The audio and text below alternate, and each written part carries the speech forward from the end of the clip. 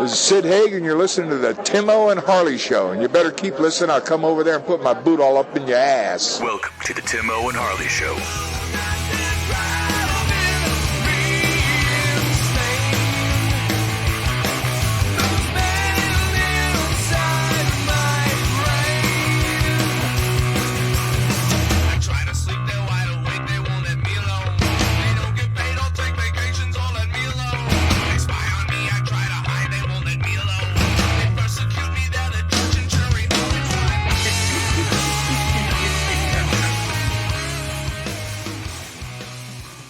Thank you for listening to the Timo and Harley Show. I am Timo. Over there is my partner in mind crime, Mr. Ben Harley. Say hello, Harley. What is happening, people? Ben Handy Dandy Harley. That's me. Handsy, more like. What? You can make like a birdhouse out of like a toothpick. That's right. Yeah, that's it's gonna be a small one. That's true. Yeah. That's true. I could use you out here. We're getting our pool put in.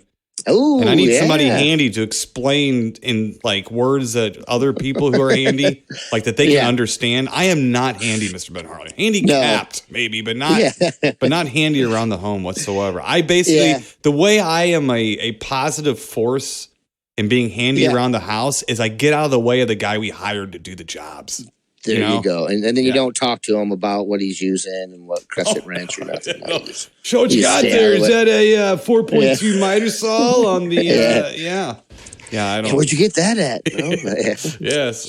It's funny, Tim, the older I get, and I feel bad because I've been going up to my dad's cot and stuff, and I'm learning some things here and there, but then I think the other day I told the one guy, I said, I'm not that handy. I guess I'm more crafty, if that makes any sense. I said on some of these things, but actually, it's the funny what you can learn on the fly too when something's going wrong. But Tim, it's sometimes I'm not that good either, buddy. I break things. That's the thing. It's like some people are afraid of things, and it's about I every time I try to do something, I break them. It's gotten to the point where, me and Angie have been together, 20 years now. So it's like, it's to that point now where it's like, she knows and I know. I just hand things to her.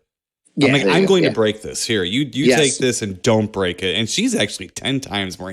She's the one walking around with the tool belt. I'm the one cooking dinner. So you tell me. You tell me. So, what's going on there? Again, as I said, we're getting a pool put in. So that's kind of fun. That's and then, awesome. I saw a nice photo. Made me want to be the pool boy over there at Dermal Ridge. Yes. So you saw the fiberglass being put in. Yes, I'm gonna put my application in soon. So. Very good. Very good. Yes. I think you are well suited for the job. I think so. Yeah, I got to work on my physique a little bit though first. I don't want to scare nobody away from the pool. Right. So we just got back from Gatlin Pigeon Forge area. But first up, I'm going to talk about that for a second. But I know we've the wrestler Kamala has passed away, and I know you wanted to mention something about that. Yeah, I'm very disappointed in that. And I know he'd been sick for a while, and I'm pretty sure he'd lost both his legs. Oh, wow. Diabetes? Had to have both. Yeah, I do believe both of them had to be amputated. And that's been years now ago. And, it saddens me. But, Tim, I'm getting a little bit more hardened. Yeah, I hear you. to pro wrestlers dying and some people in general because we're getting older now, But, that's been happening, for as long as I can remember. Well, wrestlers get old and die. People get old and die in general, Tim. But they don't. But they tend to die. And I mean, no disrespect. Not that this is disrespect, but I'm just saying, they do tend to die young. And, they push the bodies hard. Yes, very hard. Yeah, and there's there's no health insurance really. I mean, there is, but can you afford? I mean, you think Kamala and them could kind of afford all that all the time? They have to go to the hospital every other match or something. No, they can't. No, you got to live through that pain and keep going.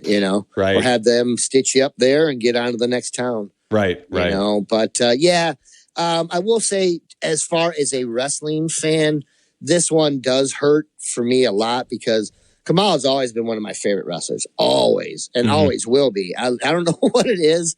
I've always had a fascination with the giant beasts from Parts Fiji, Unknown, Unknown, Tonga or Tanzania.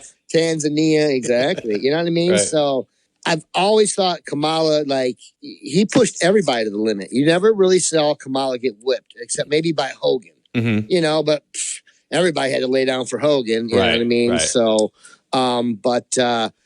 you know, he just was one of those force of nature type wrestlers. When he showed up, people moved out of the way, Right. you know, and he just went in there and I loved his move set. You know, he didn't have a lot of moves, but you know, He a lot of slapped that belly. I mean, I'm telling you, yeah. he taught the world that a slapped belly could be sexy. Yes. Right? Yes. Yeah. How Love many your times belly. have you gotten into the pool and slapped your own belly because you know what's going on? You know that it looks, you know, it's the great white whale. You know, it's like slap, slap, slap, slap, slap. There she blows. Yeah. I've actually thought about getting a star and a moon tattooed on my boobs. You know, That's just not a bad idea. Just because, Just because, exactly right. Get some Kamala tattoos on them, you know. Kamala yeah, would be you like, know, man, I didn't even do that. Don't do that. But you're right, though, Tim. You're right. You know, he, and it's funny because so many people I've, you know, over the years I see do that. It's all because Kamala. You know? Well, you know, he was big, but he's a big man, but he had a good center of gravity, and he did take some bumps and falls. I mean, like he get clothesline, he would take a fall pretty good, and that ring shook. It shook when he did that. And he moved well for a big man, he too. did. You know what I mean? He did, and he moved well, and was just a big guy, you know, like. He sold his character really well, too. He really did. I don't remember him ever speaking or anything. I mean, he never broke that. He's pretty good at protecting his persona, his character. And I'll tell you, seeing him do that over the years, because, you know, nowadays there's a lot of those shoot interviews and stuff like that. Yeah, that's what it all is. Basically. Yeah. It's, it was okay, but it was off-putting too for me. Very off-putting because you're right. He never broke character. And he would, I was going to sound silly or whatever, but his gibberish or his stuff that he would speak or whatever was hilarious, man. He did a great, you know, and then he would like wail. And he'd wail, you know what I mean? Like he'd wail. And I thought that to me was so cool. And it made it more, I don't know. It was different. It wasn't just, you know, and I like the Samoans, you know, the wild Samoans and stuff. But like Kamala, when he would do that wail and he was missing his front two teeth or whatever, it just was like, it was weird, but scary too. You know what I mean? Like I loved it, you know, and I just, you know, I think the world is a better place, Timo, especially the wrestling world, with a guy like Kamala in it. And I feel bad because I think he should be a little bit more heralded, I guess. You know, I do. When we were really kids, do. he was one of the mainstay bad guys. I mean, every time you turn on the TV, if there was wrestling, it'd be Kamala, the Ugandan giant. You know, it'd be like, oh, here he comes, you know. And here he comes. He was always a threat. Cool. I mean, that was the thing, too. So, and he was a good physical threat for anybody. Like you said, like he might lay down for Hogan, but he gave him a couple good licks, you know, and stuff. For sure. Yeah. And he was one of the few guys that actually really took it to Hogan. Like, took it to him, you know, and I just, you know, it's sad because, I mean, I know the guy'd been sick for a long time, but it's sad of his passing. But it was sad to see him. I think, you know, over the years, his health failed him, and I don't think he had a whole lot of money.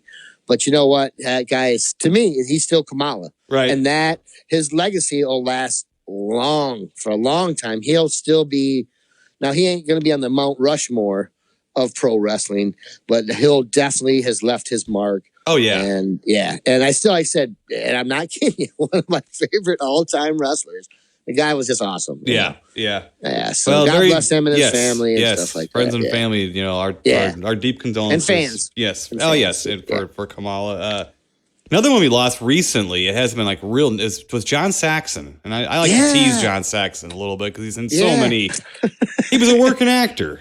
And they got targets on their back from guys like me because they're in really good movies, but then they're in anything they'll pay them. And look, I mean, really honestly, like I have more respect for actors that take every job than I do for ones that are picky.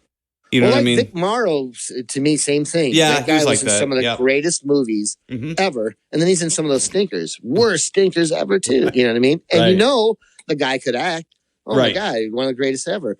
But yeah, I like John Saxon. You're right, man. I feel bad I forgot about that. Yeah, we lost a couple people here recently, and that was we forget here in the show sometimes because again, we're always in a space-time continuum. We have one day a week that we record this show, so we record it on Tuesdays. So sometimes like someone will pass away like on a Thursday or a Wednesday right after we did the show. By the time we get around doing the show again, the way this world works, hell, we're on to 4 different major disasters or something on the in the world or something. the way things are going now. Right.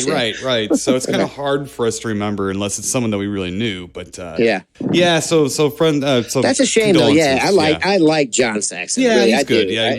He was, and when when he was on, he was on. Right. Really. Right. And but it allows international movies, which those are always up and down and stuff. But hey, so did Anthony Perkins, Charles Bronson. Yep. I mean, our Henry Fonda. They all did. John Huston, for God's sake, they were. These movies were trips to foreign lands. It's like, would you take them? Yes, I would take them. Yes. Yeah, you want to go on vacation? Exactly. Yes, I exactly. Do. Right. Somewhere exotic. Right. And work for like 3 days. Right. And stay there for a month. Yes, I do. Well, speaking of going somewhere exotic and staying there for a while, we went to the exotic land of Gatlinburg, Pigeon Forge, Tennessee area. Yeah, down in Tennessee, and we stayed up in a 3-story cabin up in the Smoky Mountains. It had a pool, indoor pool.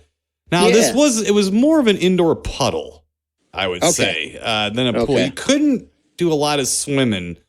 You weren't doing a lot of laps in the pool? No, there wasn't any of that going on. No laps, right? Okay. No, so, but like, for instance, we did have, Danny Hicks was supposed to be with us on this trip, and of course that wasn't going to happen, so we had an extra room open, so Fragile Porcelain Mice's singer, he's a teacher. He was telling me not too long ago that he needs to get out. He needed to do something, so what we did is we invited him and his girlfriend just for a couple days to come down, unwind.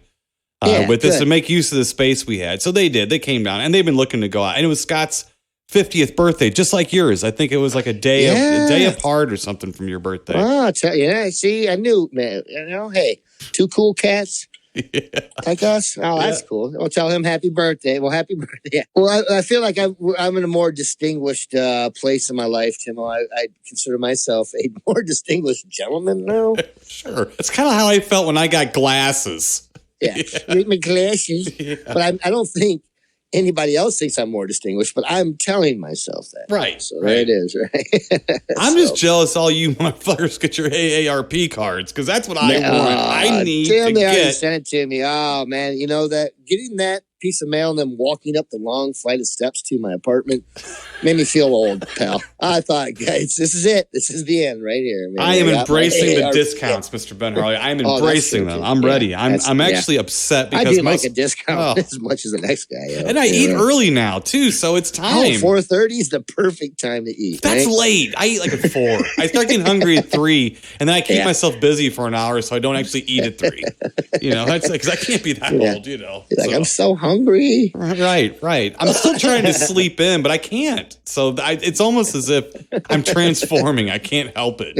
Even a man's pure of heart will start waking up early and going to buffets at 4. Yes, you will, my friend. Oh, my God, yeah. So, but we had a pretty good time. Went down to, there's a couple of things. We went to a Titanic museum. Yeah, Tim, explain that to me, man. Like, you sent me that picture. Now, is that thing, like, life size or what? Well, here you go. Yeah, here you go. First of all, Pigeon Forge in Gatlinburg. We were there about it was like 13 years ago. I think you kind of remember me talking about it. I'll tell you what, it's at least twice as much crap down there now than there was before. Oh, but the Titanic was basically like the first, I'd say third of the Titanic built on the side of the road. Wow. Yeah, and then you go in, and then it shows you like it's. The place is basically like a kind of trying to be a replica of the inside of the Titanic, and it has all kinds. It's like a Titanic museum. Yeah. That's built to look like Titanic. And when you go in, they try to make you say, like, well, now you're in first class. Now you're in third class. Now, and then they try to really get down the weeds with the Titanic. Yeah. And they have a lot of stuff recovered from the Titanic in there. Really? But it was neat, though. Yeah, so the problem I have with it is that the whole thing, probably the whole place is like on top of each other. It's just Pigeon Forge is a little more spread out, and Gatlinburg is more tight. Gatlinburg is very tight, and it's like a lot of it's like owned by like Ripley's, you know. Well, we try to do a little bit, but there's a couple different things. One, I don't do well in crowds. Have you ever? Did we ever talk about Tim, this? I'm just surprised you even made it out of the cabin.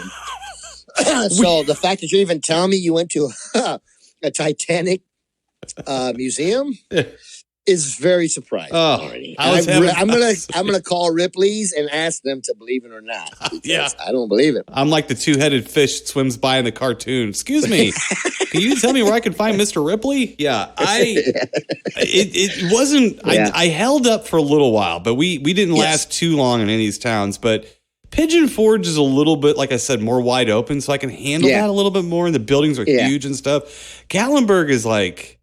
Oh, it's like a tiny town where people are like sardined in there. Yeah. But it was too tight. There's too much going on. There's Tim, too much. you know, and before you even went, I was thinking, well, Tim's really going to have it. Because it is. And, you know, Tim, I liked it. You know, that's my type of stuff, but it's almost even too much for me because at the time that we went to, you know, I had two toddlers, you know, one, you know, with special needs that we had to have we didn't take her in her wheelchair, but we had a wagon at the time, you know, and it's a lot of getting around. It really is. And there's a lot of up and down the hills. It's very mountainy. Yes. Over there. Yeah. So there's a lot of walking. There's a lot of stuff to look at. Everything from Cooter's Place to Bubba Gump Shrimp and all the Ripley's things. So Tim, I feel you completely. I know where you're coming from because it's everything is one shop or attraction after another. I mean, it was just like so much was there that wasn't there before. I mean, that Titanic thing is just a good example. Yeah, of what's when there you now. sent me that picture, that I was like, "Holy crap!" Right. I mean, right. You know, well, and I know why you sent him because you're my friend. You know, I like the Titanic. Oh, you love the Titanic. I know this. I love the Titanic. Yeah. And I was just like, wow. I was like, is that for real? Like, I was really blown away by just the photograph of it. So I can only imagine seeing it.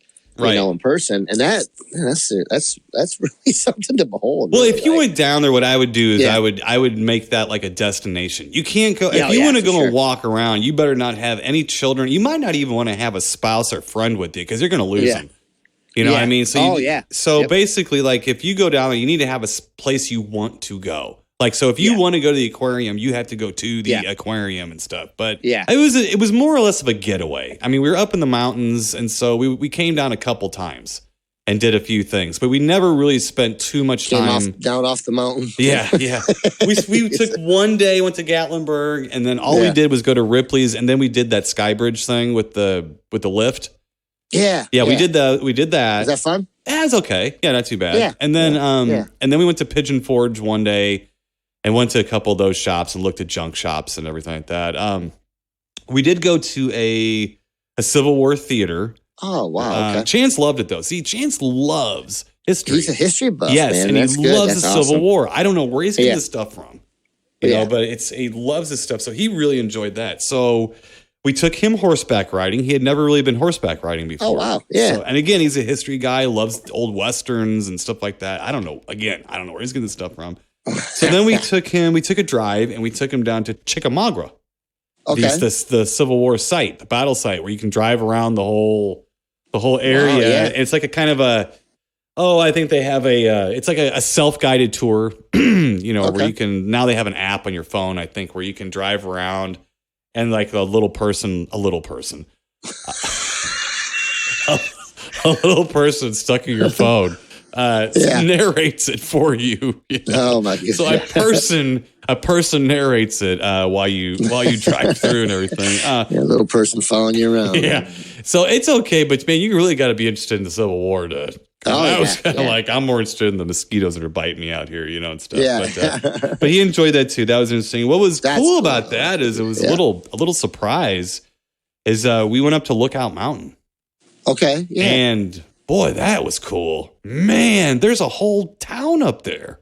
Oh, really? Yeah, and it's like, oh, it's cool. I mean, that was neat. That was really neat. See any Sasquatch or anything? No, didn't see. We were definitely in squatchy areas, but we didn't. Yeah. I kept my eye out a little bit, but there's so many people down there. If I was Sasquatch, I'd be like, man, I'm getting the hell out of here. I gotta get out of here, man. Yeah. God, Ripley's, believe it or not, kiss it.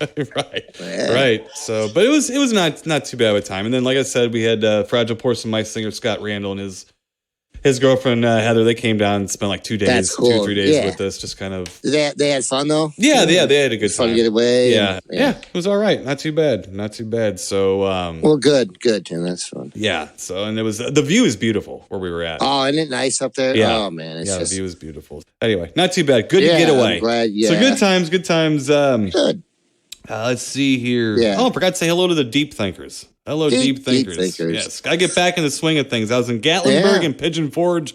I didn't see a ton of deep thinkers down there, Mr. Ben Harley. So, but a lot of moonshine, not a lot of deep thinking going on. But that's okay. I didn't go down there to think deeply about anything. So. No, the moonshine will make you think real deep about where your car keys are. Yeah, while you're right. falling down.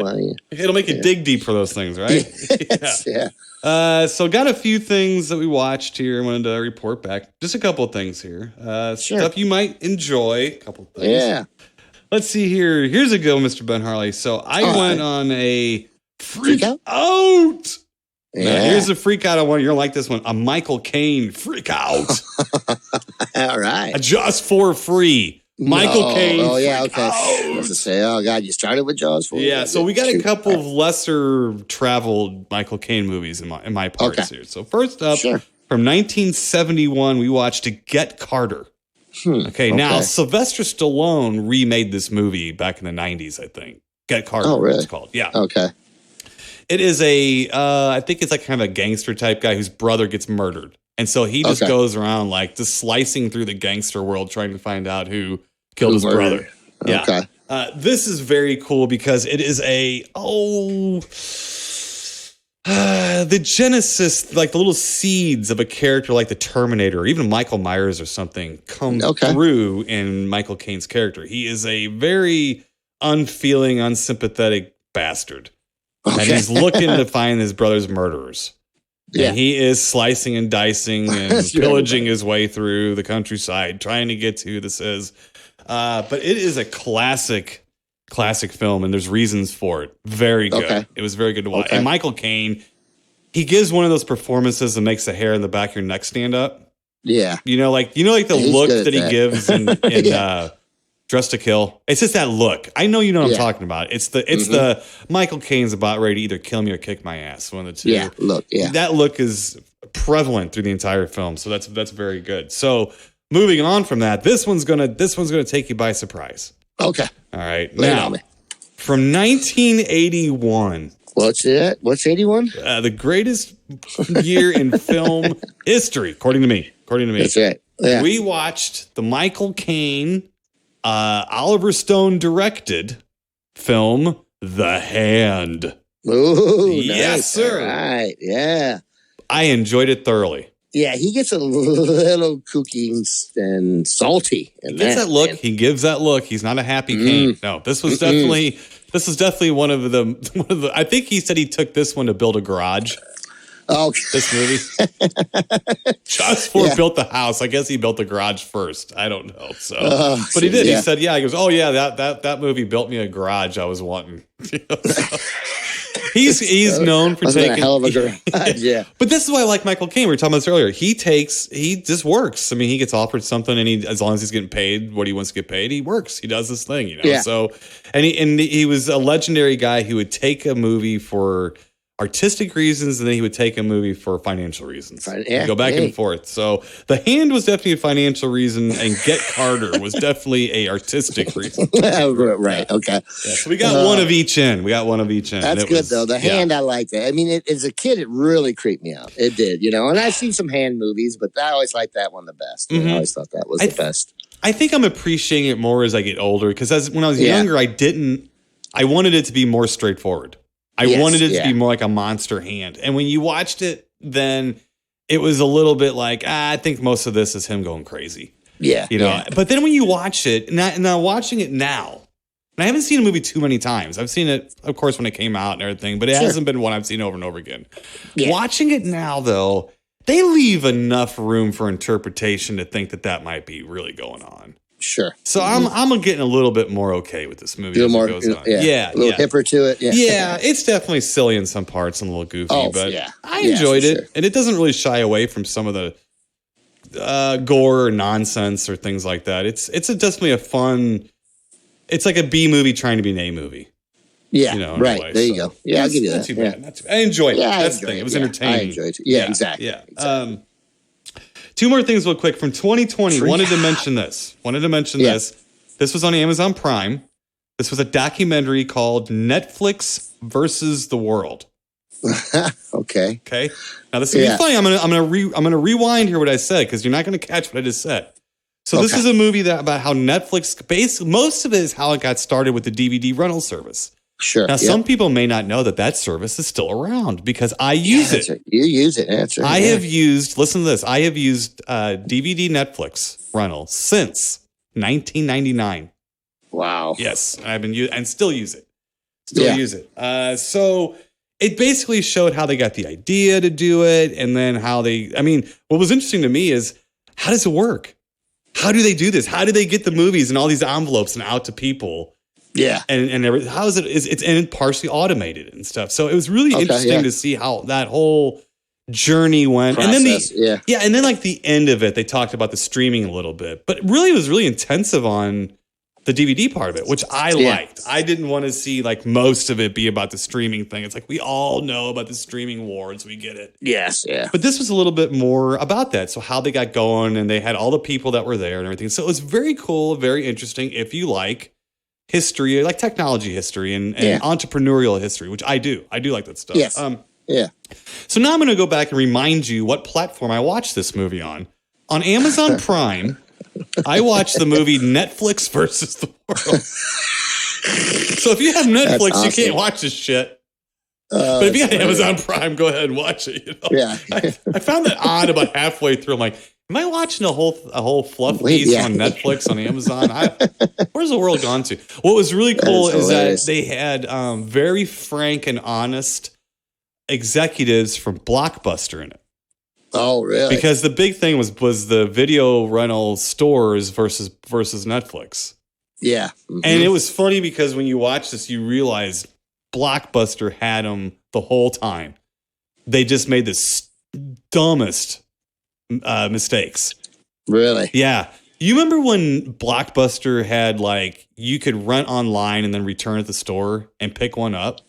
I think so. Okay, yeah. so Blockbuster, like Netflix always said, oh, you want to do, or Netflix would always say, you want to do Blockbuster and have to drive and go and Oh, yeah, late yeah. fees and all this other stuff. Well, Blockbuster got rid of their late fees. And then they started their own online service and they were blowing Netflix away. And then people could, like, I could get something from Blockbuster, I could watch it. And instead of sending it back and waiting for them to receive it and send me my next disc, I could go Yeah. to Blockbuster and return it, the mail disc, and Yeah. get something from the store immediately free of charge because Wow, I had a okay. subscription. It was great. Yeah. You could literally have movies constantly and never have to worry about like being without a movie. It was great. Yeah, until Yeah. the stupid CEO, like they got like a new head honcho there. I was like, no, we're gonna push our brick and mortar stores. That's where it's all at.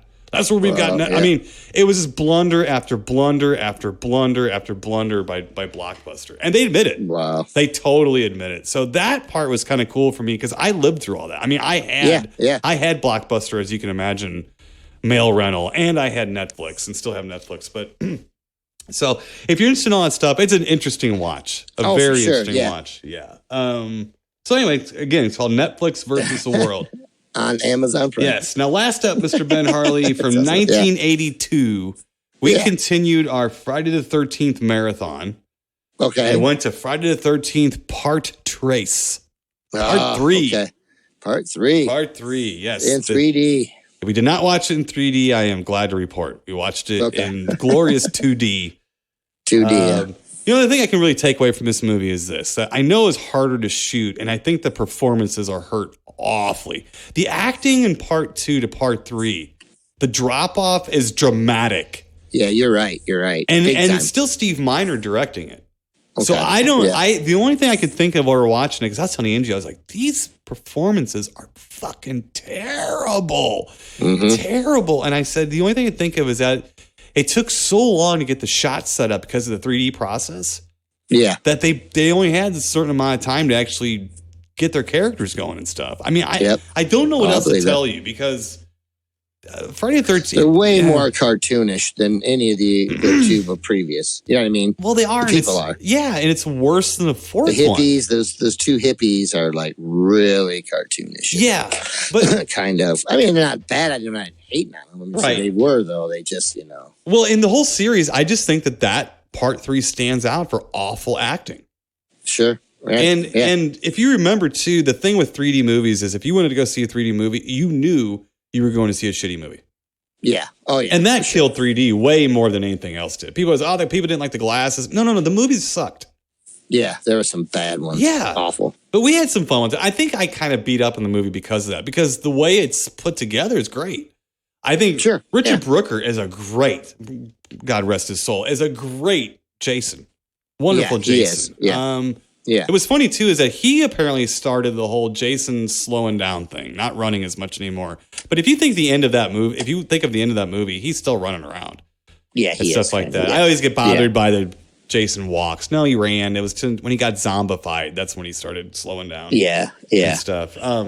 But anyway, so enjoyed watching it, though. I really did enjoy it. I just think the performances are awful. Uniformly bad. Yeah. Well, you got the kid, the one guy that he's real cartoonish too. The actual kid that he gets the mask. Oh, Shelly.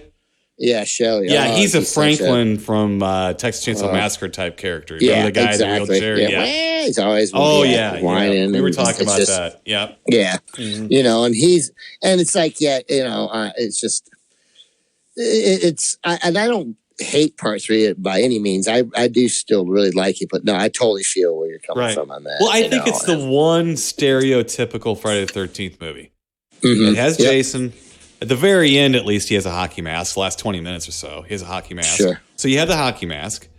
Yeah. You have the kids in cabins or, in a place, and they're just getting picked off for no real reason. No. But it is really the stereotypical Friday the 13th movie. And to me, mostly because it does not move the plot forward at all. It doesn't move the story. It doesn't move the story forward. Like the first one, obviously, is that Giallo, totally just a murder mystery type of movie. And they introduce the character of Jason, but just only almost as a side note in a way, just to kind of wrap up what's going on or a reason, I guess. Then you get to part 2, you don't know what the hell's going on. And then at the end, you're like, oh, I guess it is Jason.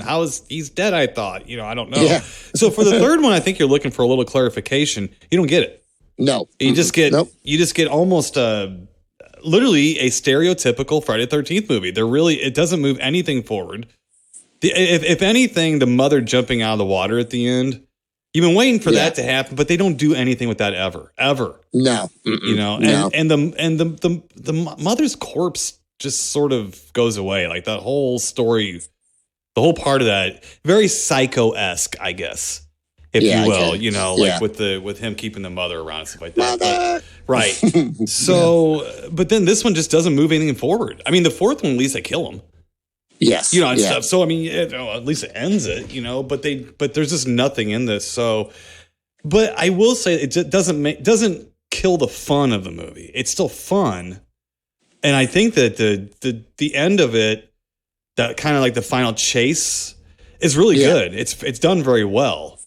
Except that I can't think of it. Kimberly something. They can't act. If they can't act, they didn't give them enough time to get going. They didn't give enough time to get their thing their thing going. Whatever. It's part 3 where she tells that story or something where she's out in the woods too or something. And that part's weird too. It was always weird to me.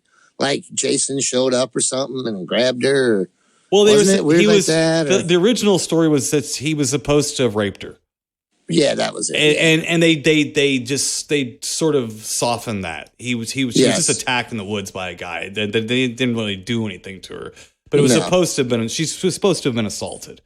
That's what it was. So and then there was like 2 different makeups for it. Stan Winston did like a makeup for it, and they got somebody else. So there's 2 different Jason makeups in the movie too, and they look different. They look different too. And actually, to be frank with you, I don't really like the Stan Winston makeup very much. They only show it briefly. You can find pictures of it pretty easily online and stuff like that. But still fun to watch. It was still fun to watch though. So I'm looking forward to the 4th and the 6th one because those are I like the even numbered Yeah, ones. the even numbered ones. Yeah, until you get to 8, which is the Manhattan one. Yeah. So I like the even ones up to 6, basically. Yeah, it's weird because I used to know those movies so inside and out. You know, it's just like I barely know them anymore. And then I go back and some of them because I've gone back and watched them over the years and I'm like, oh God, this is awful. Awful, you know, like I don't remember it being this awful. But I do know there's ones that I do, you know. I mean, 1 and 2 I love. 2 is still my favorite and always will be. It always will be, by far and away, you know. And then I do like 3 though. 3's good. I don't dislike it. I actually think it's better than the first one. I think the first one is probably it's better than the 5th one. Sure. But it's not better than 2, 3, or 4. It's not. I just don't believe that. I don't think it is. I respect it for it launching all of this stuff, and for its time, it was interesting and very scary. But I just think it has not held up as well. And there's really nothing that happens in Harley.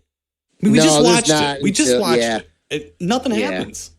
It's you know, I don't know. Yeah. So, but anyway, it was fun. It's fun going back to watch that. Now you said that you went and revisited the Joker movie, and your one-man study group reopened that can of worms. So what were your thoughts on going back to it? This is the last Joker movie, right? Or whatever. Yeah. Well, I know Wendy and I, when it first had come out, we'd rented it online or not online, whatever, on or Apple TV, and then when it came out on Blu-ray, it was real expensive, and I'm not sure how much I'm going to be collecting Blu-rays anymore. But anyways, I did it. I saw it the other day, and it was like $15, I think, and it was you got the Blu-ray and the digital and the DVD of it as well. So I went back and revisited it. I really like this film, Tim. I think it's. Like I said, it's not we've talked about this before. It's not a superhero movie at all. And I think I got a lot more out of it this time too, watching it. The little bit more of the descent into madness of his. But then, was it interesting going back knowing its tricks? Is that what you're saying? Yes. Like, to go back it was still pretty good. Yeah. Because I know I mentioned to you, I did not like how they portrayed like Thomas Wayne. I still really don't. Alfred, they portrayed him kind of weird. But the more that I think about it, it's like I think they were trying to make you more sympathetic towards the Joker or Joaquin's, his character. Right. Because you weren't really sure, like, was he, did Thomas Wayne have an affair with his mother? Is he, you know what I mean? And I think going back and watching it, knowing that was all false, it didn't affect me as much anymore. And I could tell like they were more, I'm not really afraid of him, but more, he's nuts because they already knew his mother was crazy, and so they were more like standoff, like really. So, whatever, okay, I've seen enough glowing stuff on Thomas Wayne over the years and all that stuff. It's okay. I'm not okay with it. Sure. But like, I still think they made him kind of more of a, I don't know. He's not sympathetic in it at all, really, But I think it's supposed to be from that point of view. You're supposed to feel a little bit more sympathy, I think, for his character, or Joker's character. Right. I think some of the flaws of the nuances of that movie are that there's things that you're like the whole mother thing being or the Wayne being the Joker's father, possibly in his mind at least, or whatever. Those nuances are difficult for a guy like me that doesn't know all the details. A lot. So you don't know like what's a trick and what, I mean, and even when there's like a reveal, a casual person like myself doesn't know it is. Sure. I mean, we're sitting there watching this, just watching it. And so I think sophisticated Batman fans, I think, have a Gone with the Wind here. Yeah. Oh yeah, for sure. That's what I think. And I think, and I think too, like, I should say, I think I know that there really hasn't been much, and then you and I have, I think, touched on this before. There's not really much backstory on the Joker. There really isn't, and it's kind of up for interpretation. Now, I didn't really, like said in this one, the scene where he goes and visits, he stops to see Bruce Wayne and little Bruce Wayne, and he kind of like does that smile on his face. Now that to me was like, that's a little bit much, like why would Bruce I wouldn't be sitting there and letting some guy do that to me. I don't care if I thought he was a clown or whatever was going on. I don't know. It's just a little bit weird. But for the most part, I like 90% of the film, a lot. I think this one's kind of, and it's hard for me on a lot of these movies too, because, you're always seeing these, it's the backstory and or the beginning of the story. Like, okay, we've seen this so many times. So, but this one was kind of different where, I think it could just be and I'm pretty sure it's just going to be its own standalone movie. I don't think there's going to be any more made after this, which I liked the ending of this one. I thought the ending was just incredible, and it was funny. I did send you a picture. I went back and it was kind of cool. They did like stills of the movie from the beginning to the end. And they had a lot of different stills that weren't in the movie, things like that were really cool, poignant pictures. But it was cool to see there was an Excalibur poster in there too. Yes. And then the wolf and that picture I sent you was right at the end where his parents were laying dead and Batman or little Bruce Wayne standing there. And then that's the poster that you see is the Wolfen one there and stuff. So I thought that was neat in a way because, I mean, I know they're trying to put it in a certain time period, I guess. Right. I don't think there's too many of these younger kids. They don't know those movies. Oh, really, no. No, not those. And I think that is a nod to some of us older fans. Yes, absolutely. Yeah. Or which is cool because, Tim, both you and I mean, you're a curator for crying out loud, right? yes, I am. We really enjoy these films. We hold them dear, but we also like to talk about them for good and some for bad. And even the ones that we love a lot, we also can say, well, hey, that's kind of bad. But I enjoy getting to see some of these movies, especially like Excalibur and things, get a little bit more due, I guess. Like get their due, because those are fantastic films and they changed my life. And as a viewer of movies, changed my life. You know what I mean? Right. And so it's cool to see that stuff. But that whole like weird subgenre of rough fantasy films like Conan and Excalibur and stuff like that, they really do seem to have been forgotten a little bit. Krull, yes, a little bit. Krull's another one I liked a lot when I was a kid. That was 83, so you're getting a couple years past that. But it's that wasn't The Sword and the Sorcerer or whatever. But like it's not that good of a movie, but there was a lot of those in that time period that were fun to watch back then. And were good. Now, not all of them have lasted the test of time, but some of these have. Like Excalibur. Every time I watch Excalibur, that movie puts me in this weird mood, it's like that movie has feeling and texture too, Does that make sense? Well, it does, and I'll tell you, I think the disconnect here is that back then you didn't need cutesy characters that looked like that Jim Henson made them.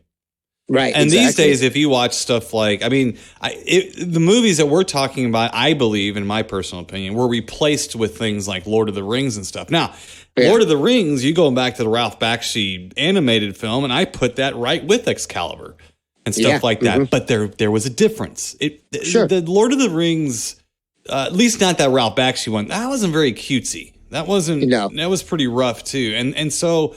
And Ralph Bakshi was a huge part of this, by the way. I mean, some of the things that he had done, like Fire and Ice, and movies like that.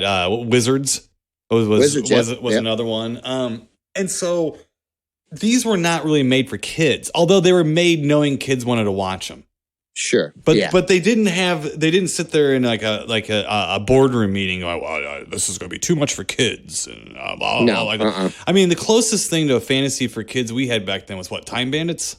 Yeah, which that was still a little rough. I think the comedy made it more antiseptic. I think the comedy made it more accepting. Yeah, but there was so much bad stuff going on inside the film that that was shocking. Especially the ending. The ending is a big shock, to me at the time. Right. So there's been it's movie. Been sanitized in a weird way. I think.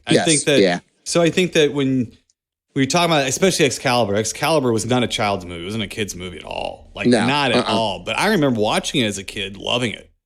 Oh, I was 8 when that came out. And me, I might as well have been watching Friday the 13th or something. This was great. I mean, it was sophisticated. John Boorman did it. It wasn't a joke. The music was well done. It was shot so well. Where was it, in Ireland, or where'd they film that? I don't remember where they filmed it. But it's so beautiful too. Like every scene almost is like watching a painting to an extent. You know what I mean? Like, not some of it. Yeah. I always remember the armor. The armor seems so legit and so real. Yeah, and a little scarier Yes. too than what you were used to. They looked like almost like gargoyles. Mhm. You know what I mean? Mhm. Like they had the face, a little bit more of a pointed chin. You know, it's just great, man. I mean, yeah, you're right. That was Right. a I big mean, part of it, too. even Disney's Dragon Slayer Yeah. was Yep.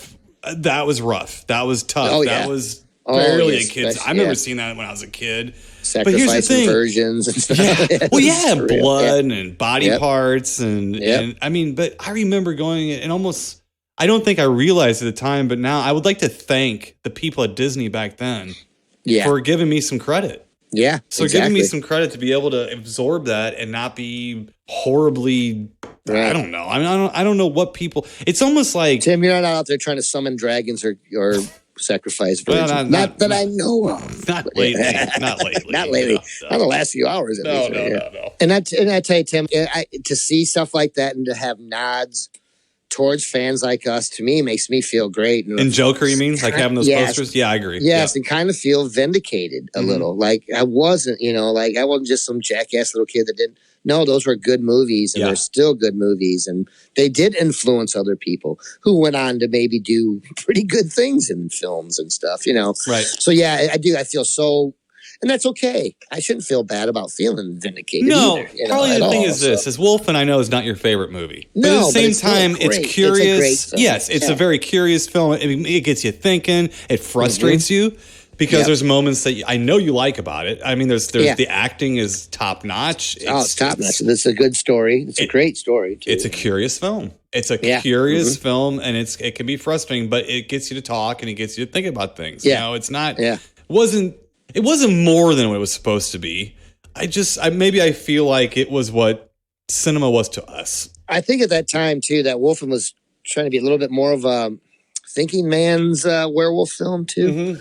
You know, because you did have American Werewolf. Not that those two and the Halloween aren't Sure. really either, but I'm just saying they were trying to do something a little bit more than just a guy changing, you know, and then we got to rely on this big change scene. No, Right. you don't have to, and it could still be a great movie with, like you said, great acting. It's a good, you know, it's just a good movie. It Right. really is. You know? Right. And it was different, and you could tell that one was different than the others. You know what I mean? Well, here's the other thing, and think about this. We have never mentioned this before, but I keep thinking about what is it? What is it about 81? You know, what is it about movies back then? And I sit there, is it our age? There's a little bit of everything playing in here, Sure. but there's something I don't think that's mentioned enough. Is that in 1981? I'm just using that year because we always tease and say that was the best year ever. I think Excalibur was made in 81, actually. Yeah. So in 1981, movies were taboo. They were things that were being shown in that dark building over there that you weren't allowed to get into. Right. And not a Yes, lot of yeah. people had HBO and stuff yet. No. And if they did, their parents ruled them with an iron fist. We Oh, had a yeah. couple TVs in the house. So these movies, if you got to watch them, it was an event. Yes. This it was the mysterious Porky's that I was Yes. not allowed to go see because it's so horrid. Friday the 13th. This dirty, awful movie, you know, that, and meanwhile, you had a movie made 10 years earlier called Last House on the Left. That's way worse than anything. Way worse. Yeah. Way worse than anything that we were ever being cautioned against and stuff, you know, right. too. Yeah. And maybe people in 81 were going, hey, what about movies 10 years ago? Kind of like what we're doing now, you know, so. But, Right, exactly. But I think that part of it was that there was more mystery to what Yes. you were going to see. You couldn't just look things up on your phone. You couldn't get on your IMDb and look up shots of the movie, you know, like stills and stuff like that. No. You couldn't, you had Fangoria was my website. I would buy Fangoria magazine. That was the closest thing I had to a website to go to look at what was coming out and a few snapshots from it and learn what these movies were about. And that was it. Yep. And Yeah, that was no. it. And I think that that's the difference. These movies had mystery. They had an aura around them. Yes. Each one did. Yeah. Each one had Yep. its own little thing around it and stuff. And they were mysteries, and they were like mystery boxes you had to unwrap and open and peel back the Yeah. layers and stuff. Now, by the time you get into a theater, you know everything's going to happen. Yes. Yeah. And it's Yep. a little bit more like it's more like a roller coaster ride than a fun house. Right. Now. There you go. They I'll used to give be you like that. a fun house, and now they're like a roller coaster ride. Well, I never have liked roller coasters. So it stands to reason, you know, I don't like this stuff. But I will say one thing, that the Joker movie was interesting enough to where I'd been curious about going back and looking at it and trying to find things I didn't see the first time. Sure. Just for similar but yet very different reasons than you. I'm not a Batman completist at all. Yeah. I probably like the movies, some of the movies way more than the comic or anything. I never really was that interested in that, but but I did like the Christopher Nolan movies, and I am an old comic book guy. You know, so those ones were, you can tell the same thing with those. Those were made by a gentleman who had a love for Batman. You know what I mean? Right. And the whole lore or whatever. But Tim, I guess I'll leave it at this with the Joker. I think, and I'll say it again, this movie is much more of a it's much more about mental health, study of mental health, which it's big right now. People are stuck in their homes a lot, and it's big, Mm-hmm. And I will give Joaquin Phoenix, all the credit in the world. He put in quite a performance in this film. He really did. And it's funny how a cartoon character from the comic books basically has turned out some of the greatest performances of actors in the last 30, 40 years, Right. Nicholson was good at it. I don't like his performance as much anymore. I just don't like the Tim Burton Batman that much anymore. Not that I didn't.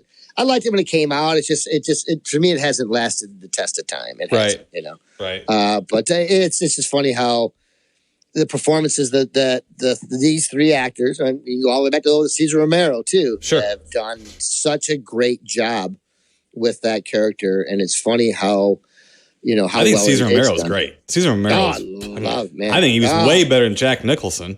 I do too. That's my personal opinion. I to this day, I hate those movies. I can't stand that lineage of movies. I don't like any of them. I never liked. Yeah. I kind of liked the second Batman because it had Christopher Walken, and it had was good. The Penguin. It had Danny DeVito. Yes, Danny DeVito. And I thought those were pretty good. Yeah. Yes. And I know you're not Michelle Pfeiffer. No, I'm not. And that's so you would think that would be a turn. See, what we need to do is we need to have a nice gritty Batgirl movie with Scarlett Johansson. Yeah. How about that?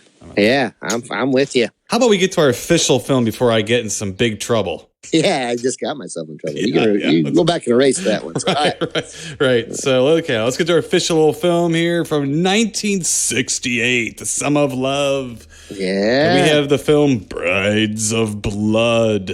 Brides of Blood. Let me get you out, movie guy, here, and then give you a short storyline synopsis for Brides of Blood, and then we'll get into it here. All right, here we go.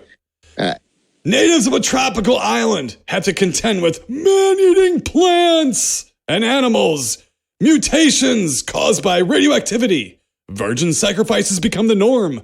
A small group of interlopers become caught up in the mayhem. Mm-hmm. Okay. So, something like that. Yeah, a bunch of do-gooders, I guess. There's a scientist guy. Yes, Dr. Paul Anderson, played by Kent Taylor. Let's see. He comes with his wife, Carla Henderson, played by Beverly Hills. She is stiffer than Rondo Hatton when it comes to acting. She was pretty bad. Anyway, let's see. We have John Ashley. He's a young, handsome guy. He is a Peace Corps worker. I guess he's trying to teach crop rotation to stupid natives on the Blood Island or whatever. Yeah. And this is the very first in the Blood Island series. So this is a series of movies that the director, producer Eddie Romero and John Ashley kind of got together and did these Blood Island movies. So this is the first one. So they were sleazy horror films made in the Philippines. Right, yeah. For exactly cheap. What they are. That's absolutely. And they would get a couple of low-budget American actors to come in and play the main leads to help with the American audiences and the drive-ins and stuff like that. So that's what we got here. And Kent Taylor here, he is studying the effects of nearby nuclear testing. Atomic testing going on nearby. So he's wondering, it's like, that plant or that tree that grew tentacles, could that be because of radioactivity? So he's studying these things. With his wife in tow. She stirs up a lot of trouble. She does. She sure does. Her name is actually Beverly Powers. She plays Mrs. Phipps in Comedy of Terrors and is known as the nightclub stripper in Breakfast at Tiffany's. So she's got that going for her there. Yeah, she does. Yeah. And Eddie Romero, he did Beyond Atlantis, Black Mama, White Mama, Twilight People, the other Blood Island movies, Beast of Yellowknife, Beast of Blood, Mad Doctor of Blood Island. You might have Mad Doctor of Blood Island. I think so, to review. So I think that's the next one. One of them's got a gorilla in it. I don't know if they have gorillas, but okay. In yes, a cage or something. Right. Yeah. So it is, what we have here is a riff, a variation of the island of Dr. Moreau. Yes. And instead of experiments, there is a guy who lives in the island, like a rich guy. Yeah. He's nefarious. He's definitely nefarious. He's a little more sympathetic, I guess, than your average Dr. Moreau. He ain't trying anything. He's just living high on a hog. Yes. And looking young. He's supposed to be 50. Yeah. 50, my age. He's supposed to be 50. You're right. Yes. But no, he's not. Look a day over 29. No, he doesn't. So I'm going to have to get me some of that radioactivity, Mr. Bernhardt. I'm going maybe they can put some in the pool they're installing outside. In your new waterfall. Right. And we kick things off like 3 minutes in with a submissive rapey scene. Wow! Always a good sign you're in for a hoot. You know, you're in for. No, that was just wasn't that just one of the guys that worked in the boat or something too? I don't know. Yeah, she just had her way with everybody. Yeah, she did. She was on a roll. Yeah, she needed some, Mr. Ben Harley. She needed some attention. Well, her husband, I think, was dead through most of the movie. Are you ripping on Kent Taylor? Yeah, Kent Taylor. Right. Wow.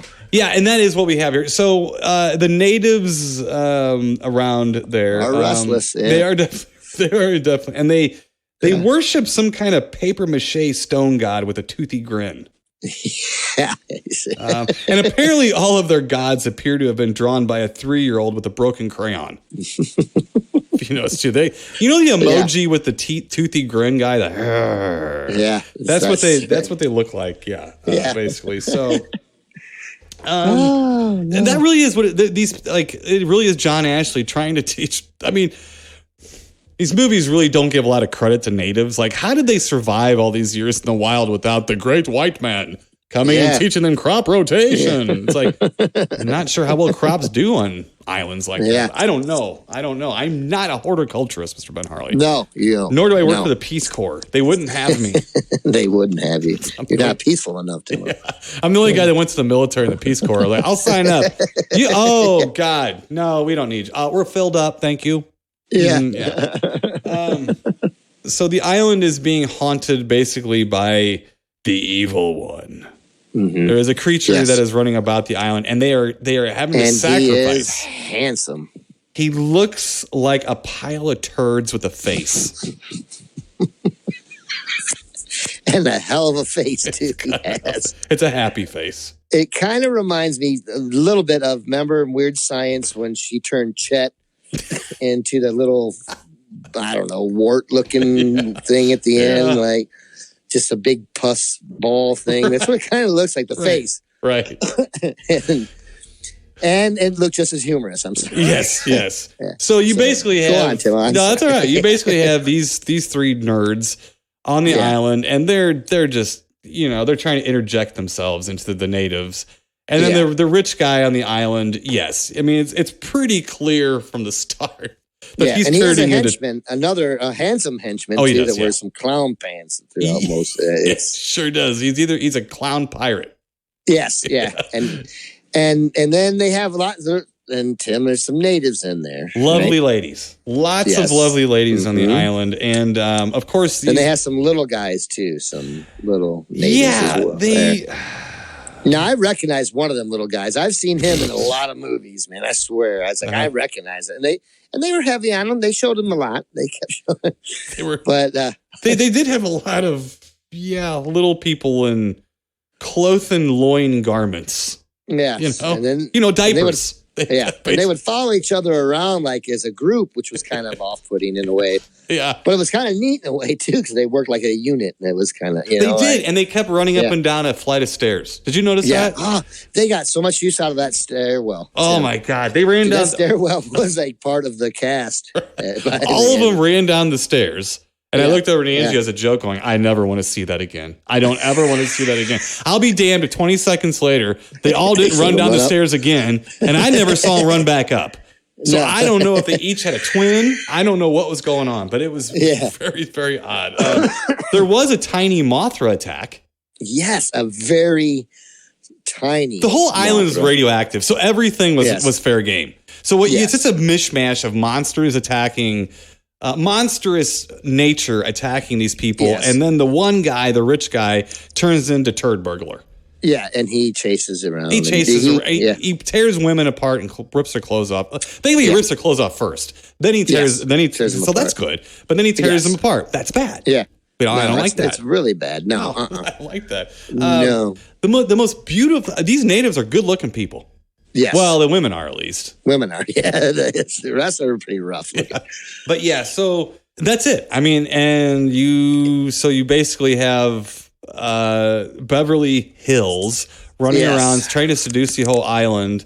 Meanwhile, at one point I thought she was gonna, because she got turned down a few times, or she got turned down from her husband, who I swear he was dead, and if not, I was like, because she was kissing him and trying to get a little something. He was sleeping. There's a scene where he's sleeping, and she's trying to wake him up to get some attention, some wife attention. Got to be dead. He has to be dead, man. There's no way that guy's alive right now, and this is going on. Angie looks at me and goes, "That guy sleeps heavier than you do." Yeah. I said, I'd be awake. That would wake me up. I'd be up and at 'em, as they call it. Now I know what up and at 'em means. So, exactly. Up and at them, right? Yeah. Right. So, but then she breaks loose, cuts loose, and tries to go seduce the guy who runs the island. Right. And then Clown Pants busts that up. He does. He messes the whole thing up. He says, you got to get out of here. And the poor girl could not catch a break. No. I've never seen a blonde with big boobs like that in a movie couldn't catch a break like she that. didn't find our hotel room, Mr. Benhart. That's all I can tell you. She'd probably have better luck. Now I would be upset because she would have taken me at a disadvantage while I was sleeping. Yes. But I don't know if I'd sleep through it. That's all I'm saying. Right, yeah. So, So there's a lot of that going on. Yeah. So that puts a little edge on things there for a little bit, because she's out and about a couple of the nights, and then she gets attacked by said turd monster. And them trees, man. I'll tell you, the trees have tentacles, and they grab a little kid. Yeah. They grab this little kid. Yeah. And this little kid really looks like the kid's like, Dad, can you get me off this? It's starting to hurt. You know? And then, everyone like runs to the tree. Yeah. The whole village full of natives, they run to this tree and start whacking at it and jumping around it. And if you watch closely, now these are all like local Filipino actors and stuff, right? Yes. Yeah. So if you look closely at that scene, go back and watch it, because there's one guy who's standing there and he's shaking hands with one of the tentacles, and he's looking at the camera going, this is what I do? Do I shake this? Is that what I do? And they probably only had so much film, so they're cut, print, perfect. Let's do it. Let's go. Oh my God, move. that's hilarious. Yeah. So it's like a sleazier, more rated R version of From Hell It Came. From Hell It Came with the monster tree. With basically. the monster tree, yeah. So instead of it, so this kind of splits the monster in the tree. So the trees still are monsters in this movie. And they get a lot of use out of the couple trees that they have with the tentacles. They just keep shooting it from a different direction. What about the big cheater scene though, where the scientist or the Kent Taylor, you got to see this bug I've got. It's amazing. And they run back into his laboratory, and he's got like a normal cockroach in like a glass jar. Yeah. And he's like, I was thinking the same thing. I'm like, what's so special about this thing? Like, what the there's just some clumsy shit going on in here. Yes. They're really, and that's what it was made for the drive-ins. You know this. Now, this was not made for the matinee kids. This is getting past that. This was made for the teenage drive-in scene or whatever. Now, one thing that I always find fascinating is that you will never see them pull off old Beverly Hills shirt. No. They get close. They get a lot of things about ready to fall out and pop out and stuff. But the native girls, hey, let's do it. Let's full on. Let's do that. Yeah. Kind of a National Geographic kind of moment where you're like, is this wrong? Is this wrong that they're... this is okay and that's not. I don't know. But we'll leave that back in 1968 where it belongs, right? Yeah. Oh, sorry, Tim. It's tough, man. They're throwing a lot of stuff at you. Oh yeah, absolutely. Here's the thing: there's some nice looking ladies in it. There's a turd burglar monster. There's some tentacle rapey trees that get attacked by confused Filipino Islander natives. Yes. And some female sacrifices. Now, I don't know if they're virgins or not. No. I will say one thing. That main native gal, Alma. Oh, yeah. Yeah. Yeah. Yes. Mm-hmm. I'm going to go along with you on that. We needed to have a sequel based around her. I don't know how that was going to happen, but they're going to do that. So this is a fun old trash thrown away movie. Yes. You know, and I've never been super interested in these Blood Island movies. Yeah. You know, but going back and looking at this one, they're almost like 50s horror movies with the gloves taken off, shot in color. Okay. Sure. That's what this felt like. It really felt like From Hell It Came with the tree monster in it. Instead of just showing the girl in a like a native bikini, they actually allowed a little nudity, which they did not allow back then, of course, and everything like that. So this is the next step in those movies. Okay, unfortunately, the monsters are made about as good, and now you have them in color and close-ups. Oh man, this monster really takes the cake on bad rubber suited monster, man. I mean, there's some like from 10 years before this movie that are way better. You know what I mean? Like way better. Probably 20 years before. Right.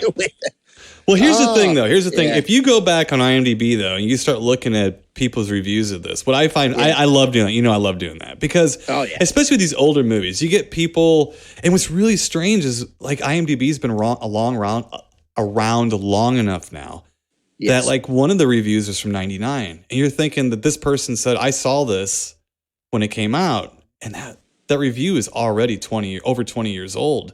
Yeah. And you're thinking that I'm so glad these reviews are here because these people aren't going to be around forever. No, and you get a perspective you're never going to get from reading any book, any reference book, or nothing like that.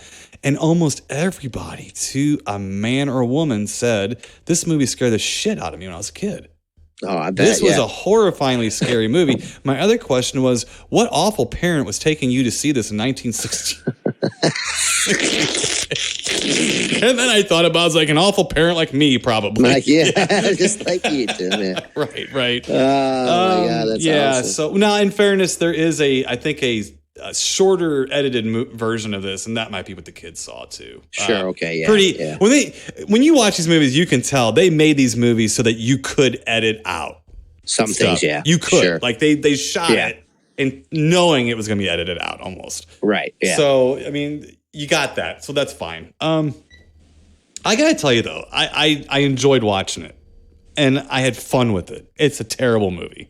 Oh, it's awful. It's awful. But it's played straight. It is played straight. Yeah. All the way. And in Beverly Hills' case, it's played straight up and down as flat as a board and as stiff as one too. Now she wasn't flat as a board, but her performance was. It was about as stiff as. I mean, I was making fun of her voice inflections 2 minutes into her performance. Hello, are you ready for me? Oh, here we go. We're going to an island. It's like, could you be more wrong? Could you? I mean, it's a clinic on bad acting. I will say she brought her own coconuts to the island, Tim. she sure did, and we love her for it. We love her for it. Yeah, so, can't help it. That's how these movies were made. You know, they really were. They're tickling the chauvinists in us. They really are. Yeah. But you look at it now though, and it's quaint and funny because you know, like this is stupid and silly. You know, it's totally stupid and silly. And I'll tell you what though, old Ken Taylor, he needs to keep his eyes open a little bit more. His wife was not really hiding the fact she was getting around. Oh, every which way, but man. Well, she was loose. Too. Every which way and loose. Yes. Yeah. She was cut loose. Right. Yeah. So, I had fun. I had fun watching this. So, you know, my only problem with it is amazingly, it's a little long. Yeah, it is. It's like an hour and 36 minutes, which Yeah. was, I thought was like an eternity for a film like this. It is. I think it is a little long. And they might have been trying to fill up time for the drive-ins or something like that. But it's about 10, 15 minutes, a little longer than I thought it would be. But I mean, Yeah. I would probably say a lot of that time is spent looking at ladies. Yeah. So Sure. I'll give you that one. it doesn't help the movie very much, though. No. Mm-mm. No. Anyway, so I'm gonna give the movie I'm gonna give it a regular Great Bait Pup. I had fun with it. I mean, I just had fun Yeah. with it. It is eye candy in more than one way. Yes. It's for sure, a little buddy. shocking and surprising. And there are scenes like when they have like the women, like the King Kong style, they have Yes. women tied up to trees and boards and things, and they're sacrificing, waiting for the monster to come and take them. Well, the monster comes and first of all, he rips the clothes off, which okay, Yeah. hey, He's, then he rips them apart. Humanoid from the deep. Sure. Well, then he pulls them apart, and I mean, Yeah. he rips heads off and shit. Yes. And I don't know if you saw, Yeah. they have long shots. Like John Yeah. Ashley comes to the rescue, but he stops about 100 yards away. And he starts to retch. He's like, oh, that. Well, Yeah. I'm late. Too late. There's a head Well, lopped right off. yeah. Yeah. So like, there's a couple of shots where he's like holding a head and an arm. They're long Yeah. shots. You have to really look. But if you have Yeah. a big TV, Yeah. you could probably see it easier. But it's like, oh, Yeah. yikes, he's tearing these people apart. So Yeah. So Yeah. there's some like quaint moments where you're like, oh, this is a stupid old movie. Like, whoa, he just ripped an arm off. He just ripped her head right off, and he died too. Yeah.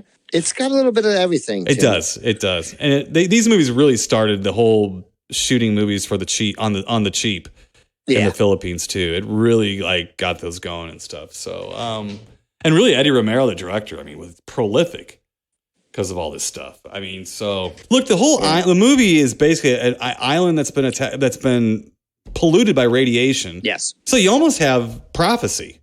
Yeah. Things are growing big, changing shape in front of people's eyes.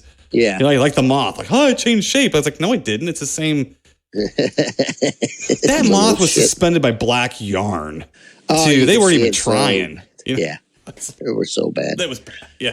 But yeah, I'm going to give this, I'm going to give this a fun Great Bait Pup. A normal Great Bait. Yeah. It was fun, Yeah. enjoyable, a little long. I'm not going to watch it every day, but I'm definitely going to go back and watch this sometime. Yeah. Because it's fun. And you didn't even need the women. You didn't, like all the exploitation stuff in it was fun. And as guys, we like to look at ladies. I'm a regular old fashioned guy. I like to look at a lady's figure. That's fine. Yeah. That's all great. But the monster was so funny and silly in it. And the monsters and all the bad acting in it and everything was so funny. You didn't need that for this to be enjoyable. No. That was to sell some tickets from back then, I think, but I enjoyed watching it. It was fun. It could have gotten boring pretty easy. And even at its length, it never gets too bad. No, not What really. do you think? No. I think so. I'm going to give it a same thing, Tim, a little mild Great Bait Pup because it was fun and I enjoyed most of it. Some of it was like, well, but then again, it was like, okay, right. All right, there we go. I got you. So, and it really is a throwback to movies that were only being made just 10 years prior. Really. I mean, just in the 50s. It's definitely a throwback to the 50s type stuff with some extra rated R-ish things thrown in, which is always kind of interesting to see. So, but all right, well, so that's a fun Great Bait Pup from me and a mild Great Bait, a fun one. I'm assuming from you as well. For Brides of Blood. So, all right, well, let's get out of here. Next week, Mr. Ben Harley, I guess it's going to be a challenge.